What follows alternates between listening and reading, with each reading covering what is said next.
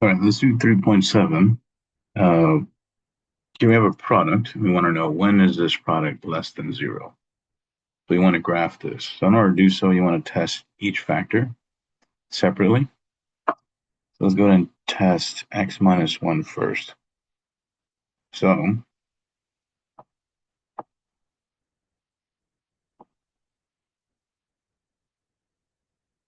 let's look at x minus 1 first.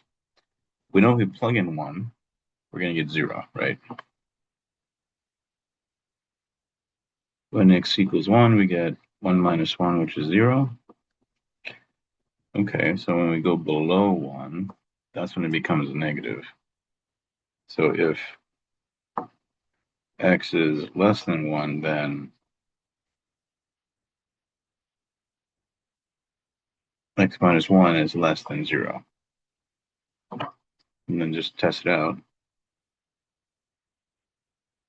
When x is 2, we get, oops, that's not less than 1, 0. We get 0 minus 1, which is negative 1, which is less than 0. So if we plug in 1, we're 0. If we plug in anything below, we're negative. So anything above will be positive. So this is the important notes.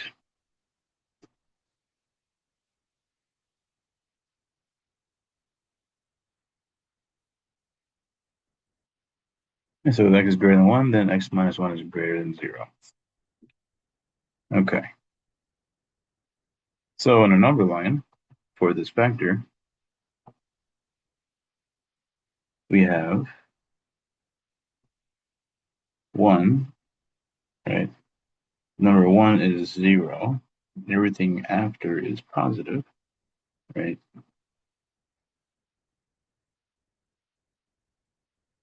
Everything below is minus. So now we got to figure out, okay, well, if that's always true, how does that interact with the x plus 6? Okay. So now look at x equals x minus x plus 6, right? Make that look prettier. X plus 6. So at x equals to negative 6, x plus 6 becomes equal to 0. You plug it in, right? Negative 6 plus 6, 0. When we're above that, then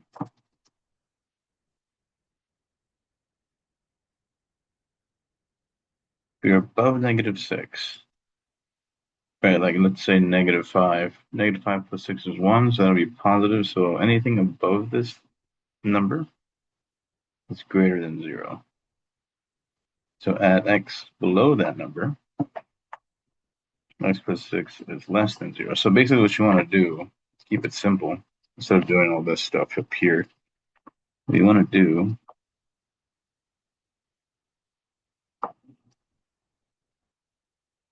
is find out what makes that factor 0, and then understand that after that it's going to be positive or negative. So you plug in a number after, right? So we said if we were above negative 6, yeah, we'll put the negative up here. We have 0. So we go above that, we get positive. If we go below, we get negative.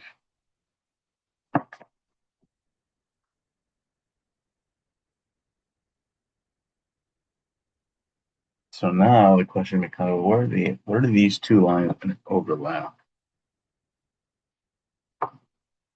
Because when they multiply together, we're going to have it shift to different sides. Okay. So we said We'll have to put this together. Mm,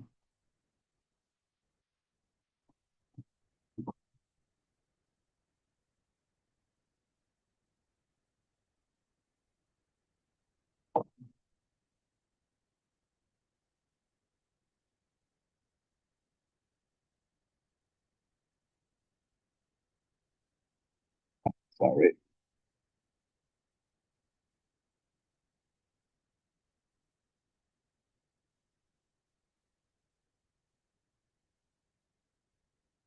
So try to make this all together at once. Let's put 1 right here. That was 0. And then we said everything after that was plus for the first one, right? And then over here we got -1, -2, -3, -4, -5, -6. So there's two important points, -6 and 1, which causes the zeros. You just want to test around them. And we said this one was negative below that. So this one is still negative the whole way, right there. Okay. But now we're going to do x plus or x plus 6 all at the same time. We said that this one is positive. Once we go above this, this is 0. It's plus, plus, plus, right? Plus all the way.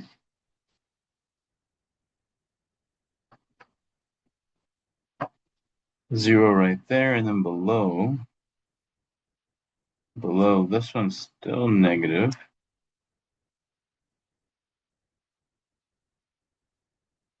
But the other one was also negative below that.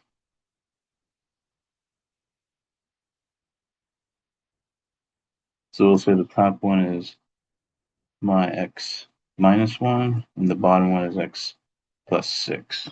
There. So now,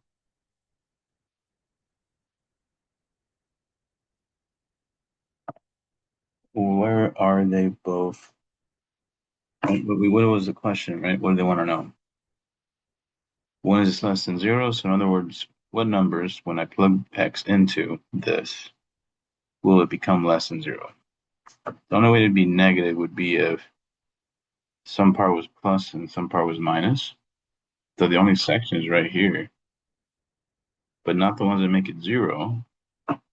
So the answer would be everything between here and here. So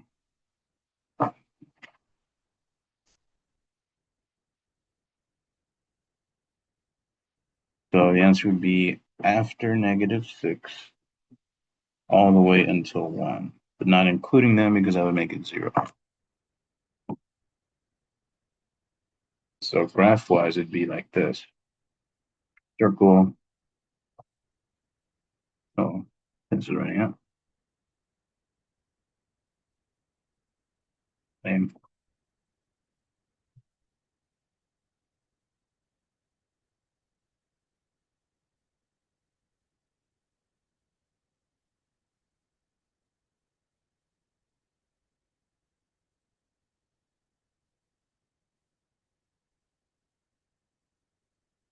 See everything in here.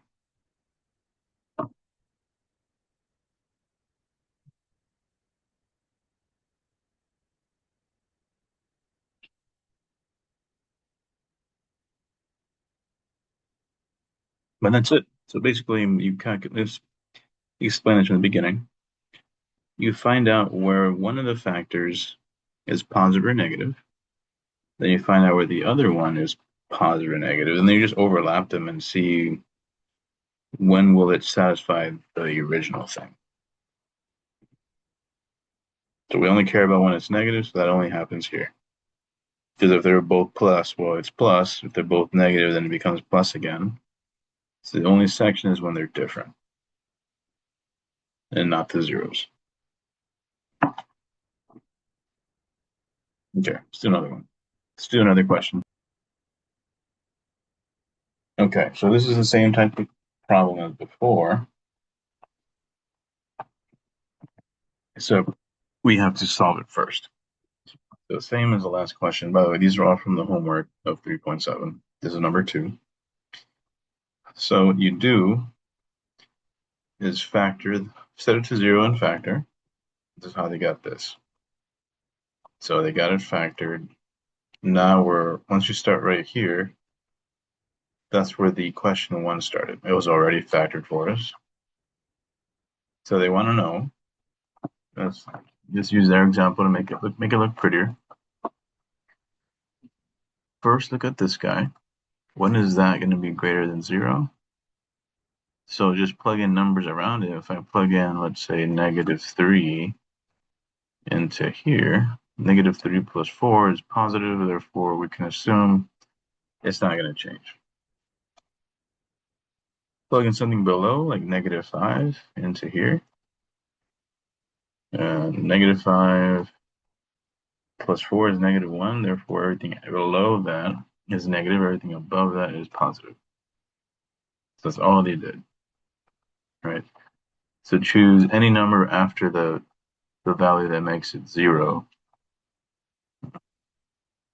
and you would get, right after -4 is -3, which is plus.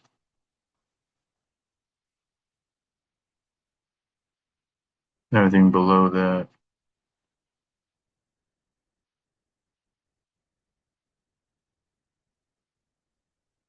plus. Oops, that's wrong. Below would be -5, like I said earlier.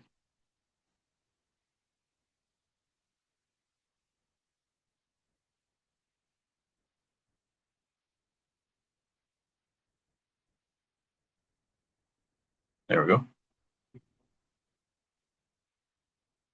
So that's why they got these signs. To do the same thing here for the other factor, right? For this factor, test below and above, and then that'll tell you where to put the pluses and the minuses. So now the question is, okay, well, if we overlap them, how are they equal to 0 or above 0? Right? How are they above or equal to 0? So look at the charts here. If you overlap them, negative times negative, right, will give you a plus. Positive times positive gives you a plus. So those sections will be positive. So the answer should have everything below until -4.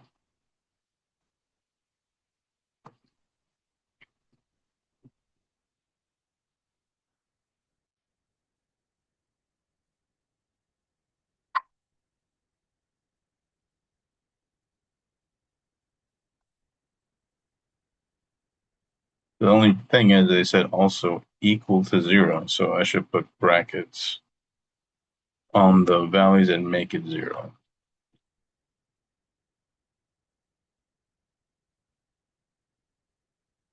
But they didn't ask for the bracket, they said just graph it.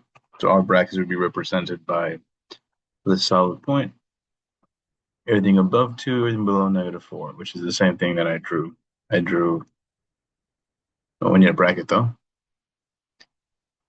2 to infinity,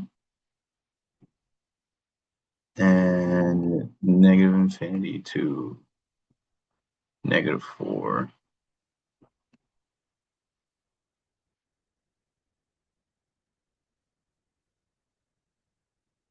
Bracket. Anyway, but yeah, that's pretty much it. Just take each factor separately, find out when it's positive or negative, overlap them, and then find out how they interact with each other. Negative times negative is positive, positive times positive is positive, and that's what they cared about, right? So I give them those sections. Nice.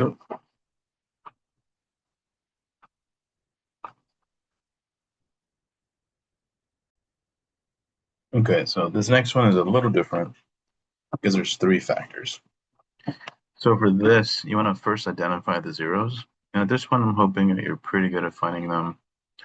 Right? You set if you set each one to zero, you're gonna solve it real quick. Or you can look at it and say, you know what, if I plug in an 8, I get a 0. Plug in a 2, I get a 0. Plug in a -4, I get a 0. Or you can solve them the long way like we have been. You're gonna find these. Once you find them, you're gonna want to test around these numbers. Let me draw a little line so you can see it. My crooked number line. Okay, so -4, we'll say, is over here. That's one of the zeros. And then we got 2.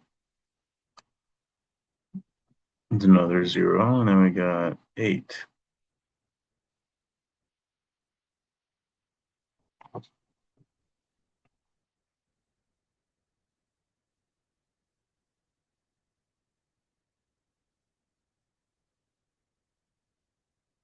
So test below this point, or below -4, so something over here, something in between, something in between, something after. So they picked -5 for their first test point. You can see that right here, because before. Easy point in between is 0, hence this guy. Easy point after, they said, well, let's just pick 3, I guess, right? Anything after 9. So that's where those numbers came from right here. Let me move it down a little bit.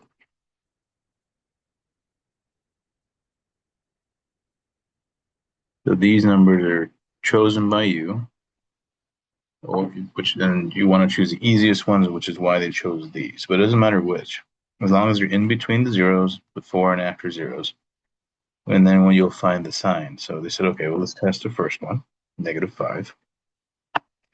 Since they are all negative, negative times negative is positive.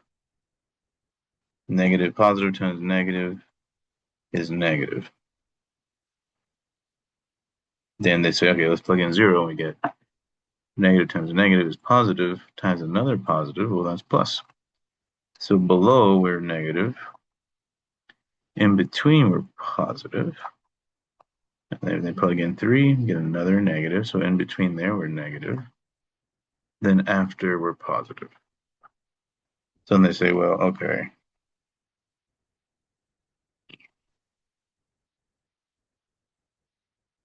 They want to know when it's negative.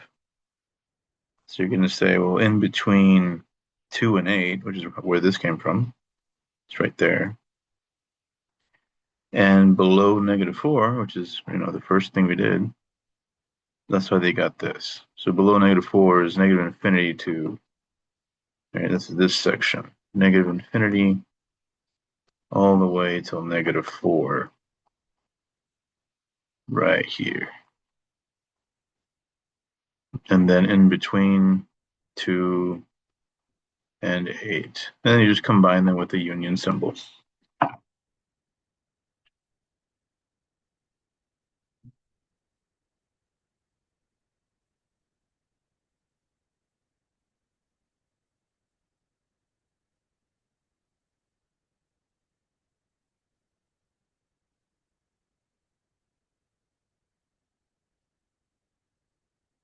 But that's pretty much it. So when you have 3 points, 3 factors, I recommend plotting them on a number line like this. Choose numbers in between and after, and make those your test points. Yeah, they did here. So there's nothing crazy, nothing hard to do. It's just a little annoying. You have to plug them in. So the part I didn't show is that you plug them in and then multiply it out. So there's like calculator stuff. And that's it. So if you have 3 factors, do it that way. If you have 2 factors, then we do it like the last 2 examples. Let's move on. Okay, for this next one, we got to test around the zeros for the denominator and numerator. So basically we set this guy, this one will show it'll work.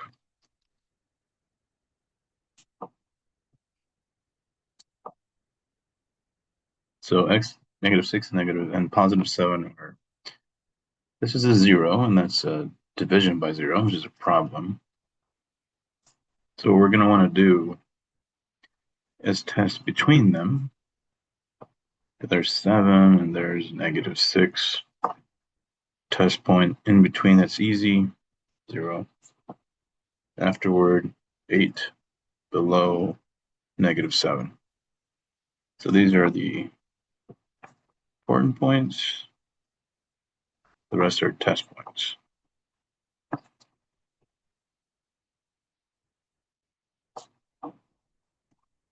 So if I plug in -7, I'm going to get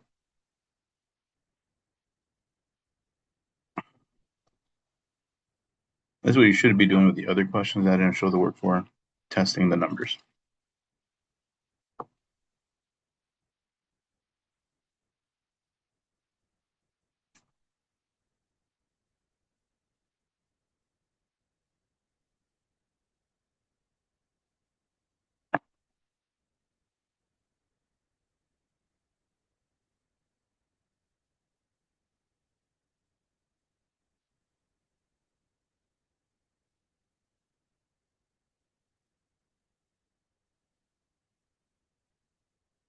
Okay, so that's positive. So plus below that. Now let's plug in 0. It's an easy one. 0 plus 6 over 0 minus 7. That's 6 over negative, which is negative. So our minus in between. Now test one more. This will be 8 plus 6 over 8 minus 7, which is 14 over 1, which is positive. Okay. So now the question is, when is this less than 0? Well, that's going to be between these points and equal to 0. So we're going to say the answer, bracket, -6 all the way until 7. We don't include the 7 because it caused a division by 0, right? We include the -6 because it said less than or equal to 0, and this causes a 0. We tested in between and found that it was negative, so we can assume that everything in between is negative because it won't change until after 0. This is why we've been doing it this way. But it's pretty much the same thing as before. It's just, we